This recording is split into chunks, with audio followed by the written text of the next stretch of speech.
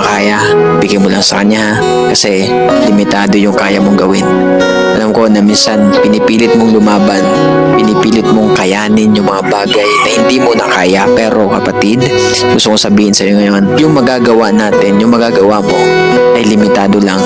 Pero yung magagawa ng Panginoon sa buhay mo ay higit pa sa kaya mong isipin, higit pa sa kaya nating gawin.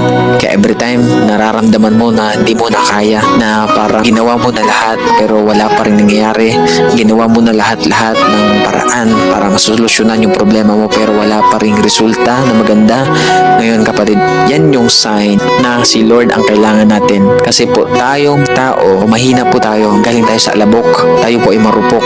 Ibig sabihin nun, tayo po ay hindi ganun katibay. So ibig sabihin, kailangan natin ng Panginoon sa buhay natin dahil si Lord ang mas malakas, si Lord ang mas matibay, si Lord ang mas makapangyarihan kesa sa atin. Kaya ang gagawin natin, magpasakop sa Panginoon, isubmit na sa Lord lahat ng mga kabigatan na yan. Okay? So ikaw, surrender mo na sa Panginoon yan. Simulan mo na ngayon.